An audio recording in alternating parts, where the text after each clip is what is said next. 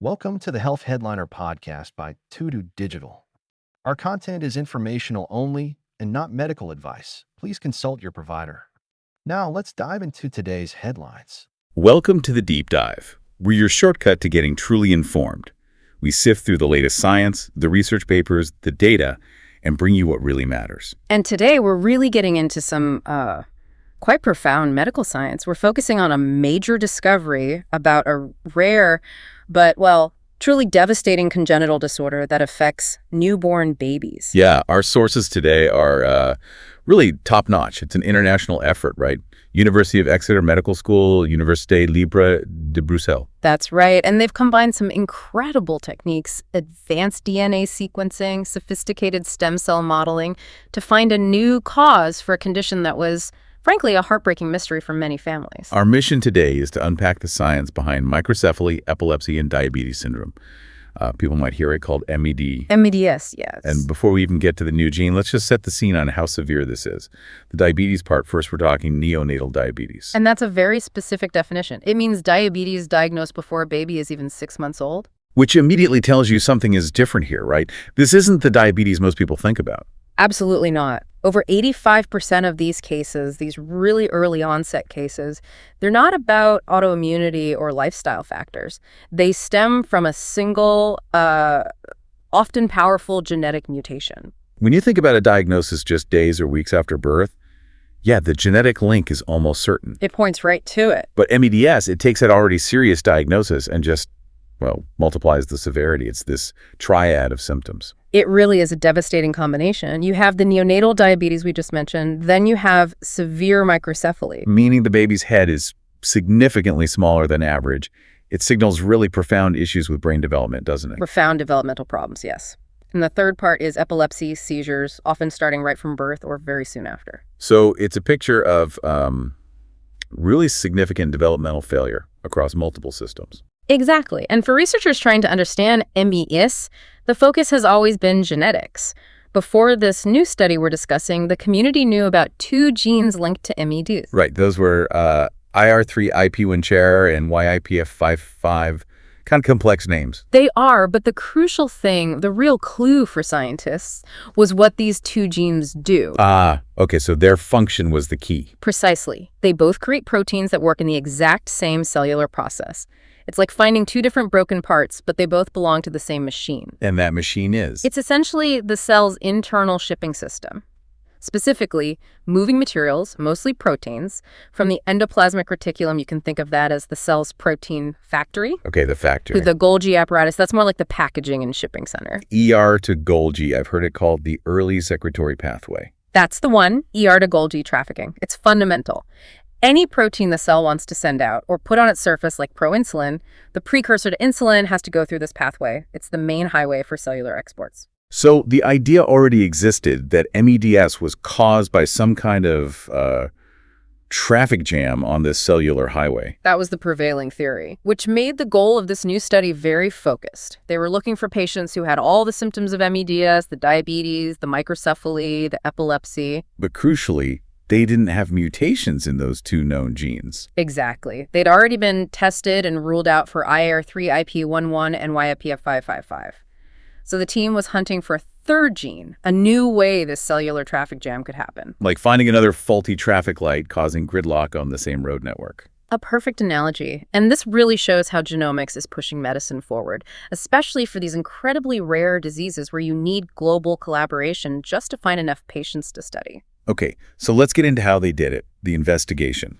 Finding a new genetic cause for something this rare, it must require some pretty sophisticated methods. Oh, absolutely. They used advanced whole genome sequencing. They sequenced the entire genetic code for 6 individuals who had the full MED syndrome. But they weren't just looking for any random genetic changes, were they? Yeah. They had a specific pattern in mind. Right. They were specifically searching for biallelic variants. Okay, biallelic variants. Let's break that down for those of us who aren't geneticists. What does that mean for how the disease is inherited? It points to a recessive inheritance pattern. So, we all get 2 copies of almost every gene, one from our mother, one from our father. For a recessive condition like this, both copies of the gene need to have the disease-causing alteration, the mutation, for the person to actually develop the condition. So if you only have one altered copy, you're generally healthy, a carrier. Exactly. The parents are typically carriers, each having one altered copy and one normal copy, so they don't show the disease. But this biallelic requirement is huge for the gene hunt. It dramatically narrows down the search. They needed to find one single gene where both copies were clearly damaged in all 6 of these unrelated patients. And after all that sequencing, filtering, comparing, they found it. One gene stood out. They did. The single gene that fit the pattern was TMEM167A of A. Now we'll just refer to it as the transmembrane protein gene to keep things a bit simpler. Okay, the transmembrane protein gene. And finding this establishes it as the 3rd known genetic cause of MEDS. Right. That's huge. It's a massive step forward, and when you look at the clinical details of these 6 individuals, it really drives home the severity of what this gene defect causes. Tell us about that. What did the patient data show? Well, confirming the D in MEDS, all 6 were diagnosed with diabetes extremely early, right in that neonatal window. The median age was just 34 days old. Wow, barely a month old. And the range was from day 1 of life up to about 22 weeks. And crucially, they all required immediate, full insulin replacement therapy. Which tells you their own pancreas just wasn't making insulin. Complete beta cell failure. Pretty much, yes. Consistent with complete beta cell deficiency from the start. And the neurological side, the MED on MED. Equally severe, unfortunately. All 6 had profound microcephaly, and the researchers quantified this. The median head circumference was nearly 9 standard deviations below the average, minus 8.9 SD. Minus 9 standard deviations. Yeah. It's hard to even picture that. That's not just small. That's indicative of a catastrophic failure in brain growth very early on. It points to a severe intrinsic problem with brain development starting way back in gestation. And the epilepsy. 5 of the 6 were diagnosed with epilepsy, often difficult to control seizures, adding another layer of neurological challenge. And perhaps the most sobering detail, Thanks. 5 of the 6 patients had passed away by the time the study was published. The age of death ranged from just 2 months up to 14 years. It highlights just how life-limiting this syndrome is. That's incredibly tough. And you mentioned specific brain imaging findings, too, something called lissencephaly. Yes, in 2 of the individuals, I4 and I5, brain scans showed features consistent with lissencephaly. Lissencephaly. That literally means smooth brain, doesn't it? It does. A healthy brain has all those folds and grooves, the gyri and sulci, which maximize surface area. In lissencephaly, those folds are missing or drastically reduced. And the functional consequence of that? It's directly linked to severe developmental delays, profound intellectual disability. For the researchers, finding lissencephaly was another major clue, pointing towards a specific problem during brain development, a failure in how neurons migrate to their correct positions. Okay, so they found the gene, this transmembrane protein gene. They see the devastating clinical picture in the pancreas and the brain. Now comes the big question. How does messing up this one gene cause such chaos in 2 seemingly different organs? Right, the mechanism. The leading hypothesis, obviously influenced by the 2 previously known MEDS genes, was that it still had to involve that ER to Golgi trafficking pathway, the cellular shipping system. The traffic jam idea again? Exactly. But you can't just biopsy a developing baby's brain or pancreas to study this. They needed a way to model the disease process in the lab. And this is where the stem cell technology comes in. It's really quite amazing what they can do now. It truly is. They use human-induced pluripotent stem cells, or iPSCs. So these are adult cells, like skin cells that get reprogrammed. Yeah, reprogrammed back to an embryonic-like state.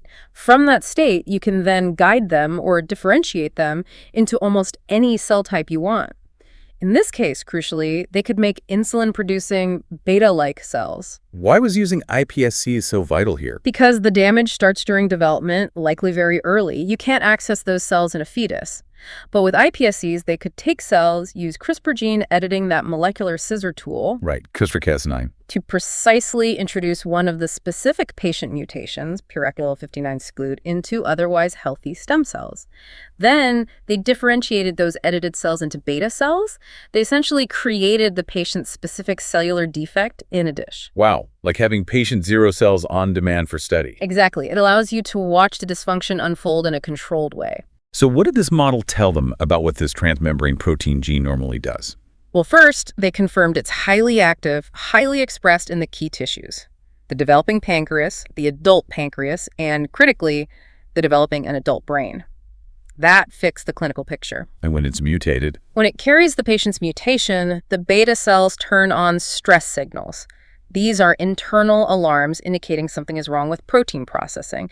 And if that stress isn't resolved, it ultimately triggers cell death, apoptosis. So the gene product, this protein, is absolutely essential for keeping beta cells and neurons happy and alive. It seems to be indispensable for those cell types, even if other cells in the body can perhaps cope without it or have backup systems. Which brings us back to our traffic controller analogy. It might be present everywhere, but it's only mission critical in Pancreas City and Brain City. If it breaks down there, everything grinds to a halt. That analogy holds up really well. The protein functions right within that ER to Golgi pathway. It seems vital for handling the processing and transport of certain key proteins, including proinsulin, out of the ER factory and onto the Golgi shipping dock. But how did they prove the traffic jam? It's one thing to hypothesize, another to actually measure protein movement inside a cell. How do you clock the speed of proinsulin? Well, that required another clever technique. They used something called the RUSH assay. Retention? Using selective hooks. RUSH, okay, hooks. Sounds intriguing. It is pretty neat. Basically, they engineer the protein they want to track in this case. Proinsulin adding a little molecular tag, the hook. Simultaneously, they engineer the endoplasmic reticulum, the starting point, to contain another protein that acts like an anchor, specifically grabbing onto that hook. So before the experiment starts, all the proinsulin is stuck, anchored inside the ER, like cars held at a red light. Precisely.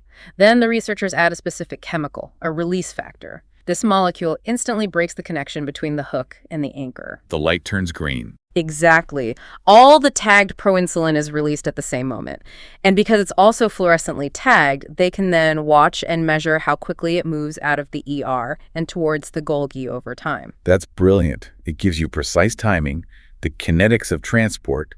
So what happened when they compared the healthy cells with the mutant cells carrying the altered transmembrane protein gene? They saw a clear difference. The mutant cells showed significantly altered trafficking dynamics. Specifically, the movement of proinsulin from the ER to the Golgi was measurably slower. So not a complete stop, but definitely a slowdown. Congestion. Serious congestion, yes. The proinsulin was getting held up in the ER for longer than it should have been. And if things are moving slower, the output must be affected.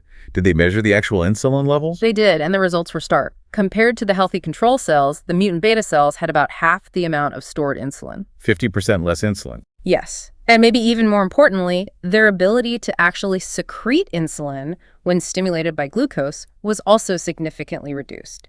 Losing half your insulin production and secretion capacity is catastrophic, especially for a newborn needing tight blood sugar control. It explains the clinical picture of complete beta cell failure, even if there's technically some insulin being made, just too slowly and inefficiently. Precisely. The system is functionally broken. And this chronic backlog, this traffic jam, it doesn't just slow things down, it causes stress within the ER itself, right?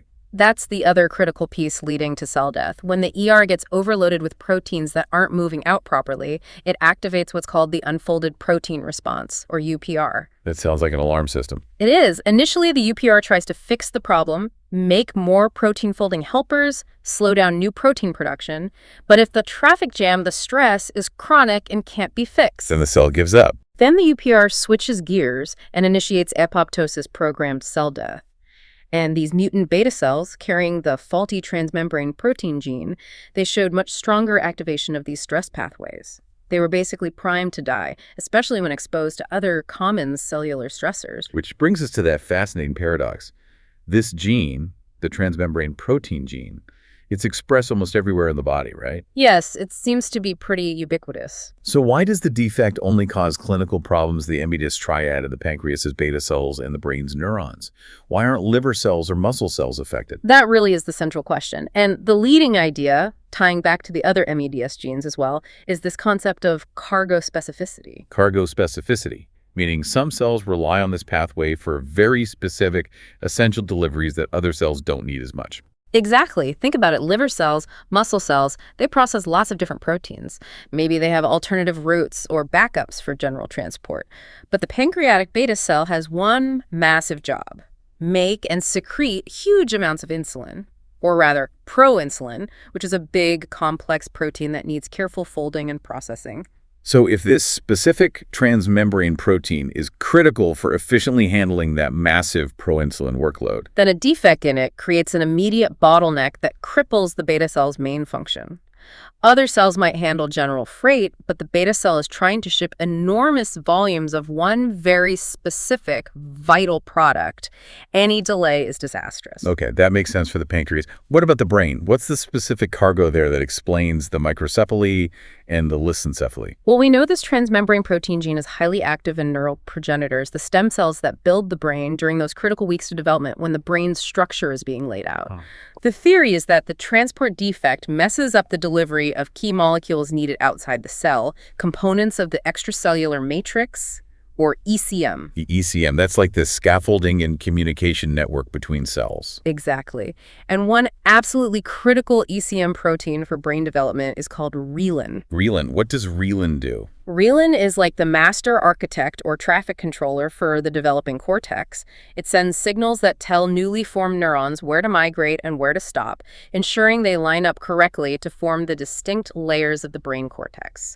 So if the ER to Golgi traffic jam caused by the faulty transmembrane protein prevents relin from being processed and secreted properly, then the instructions for building the brain architecture don't get delivered correctly. Neurons don't migrate to the right places, the layers don't form properly. which provides a direct mechanistic link to the severe microcephaly and specifically to the lissencephaly, the smooth brain, seen in those patients. The construction plans are getting lost in transit. That's the most plausible explanation, yes. It ties the genetic defect directly to the structural brain abnormalities. So the picture seems pretty clear now. Faulty gene bad traffic controller protein, ER to Golgi, traffic jam cellular stress, and reduced output of critical cargo cell death or dysfunction specifically in beta cells, loss of insulin, and developing neurons, loss of relin signaling, leading to structural brain defects. That summarizes the core pathology beautifully. But, good science always acknowledges its limits. Were there caveats or limitations the researchers pointed out in their paper? Yes, absolutely. Good science is always critical of itself. One important point they noted was about the severity in their lab models versus in a living system. How so? While the iPSC-derived beta cells showed significant problems in the culture dish, Yeah. the in vitro model, the dysfunction became much, much worse when they actually transplanted these mutant cells into living mice, the in vivo setting. So the real-world environment of a body somehow made the defect even more pronounced. It seemed to.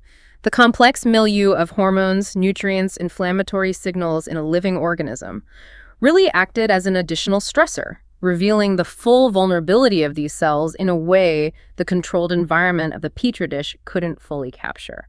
Interesting. So the lab model, while powerful, might even underestimate the real-world severity. It's possible, yes. It highlights the importance of eventually testing things in more complex systems. Was there also a technical point about measuring the stress response? Yeah. Something about mRNA versus protein. Yes, that was a subtle but important point. They showed clearly that the genes for stress markers like BAP and CHOP were turned up in the mutant cells. The mRNA levels were higher. mRNA being the blueprint for making the protein. Right.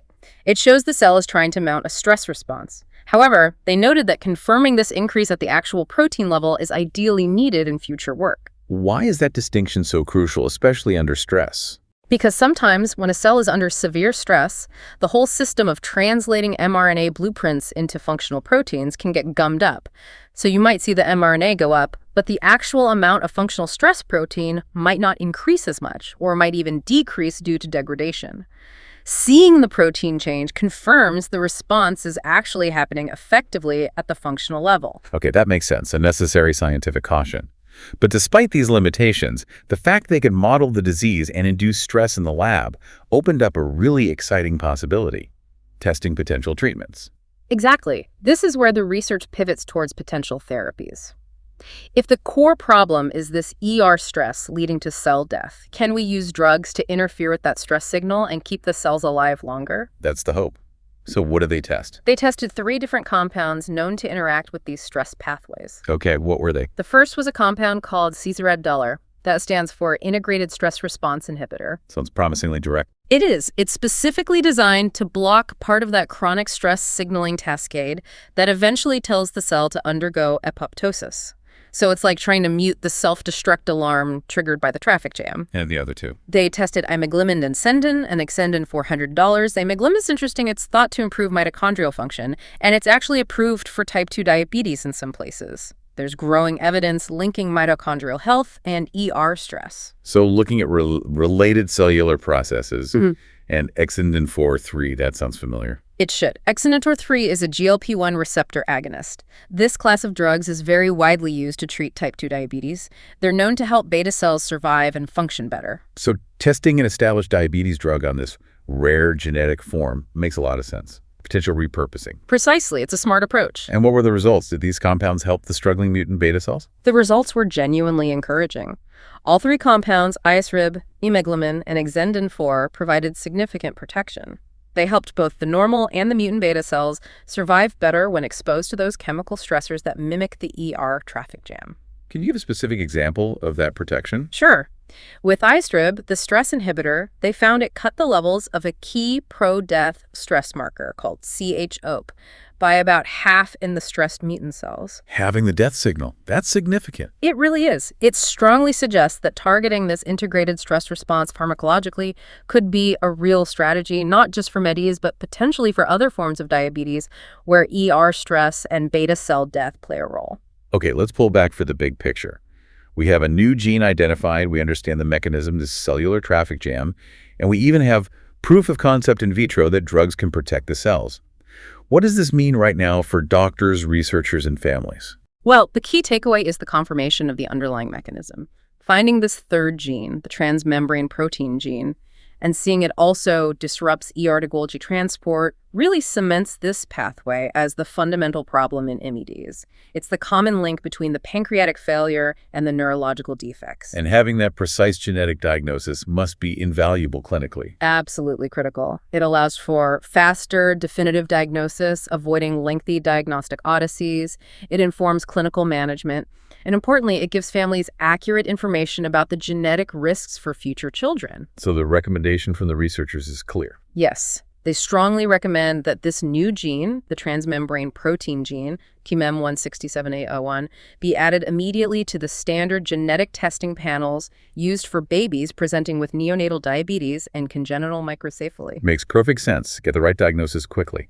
And finally, looking ahead, what's the sort of provocative thought or future direction this research opens up?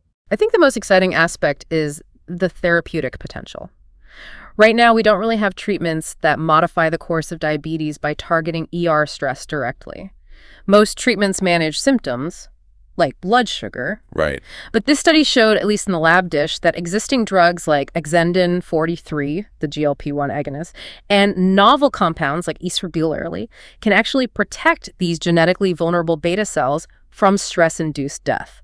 So it suggests a shift in strategy is possible. Exactly. It's an invitation to move beyond just managing blood sugar towards developing therapies that target the underlying cellular stress, aiming to preserve beta cell function and potentially slow or halt the disease progression itself. That kind of targeted cellular therapy, illuminated by studying a rare disease, could hold immense potential for improving treatment for many more common forms of diabetes, where cell stress is also a factor. A fantastic example of how studying the rare can inform the common. A really profound piece of research. Thank you for walking us through that. My pleasure. It's truly fascinating science. And thank you for joining us on the Deep Dive. Thanks for tuning in to the Health Headliner podcast by To-Do Digital. Like and subscribe for more health news and breakthroughs. Stay healthy and informed. See you next time.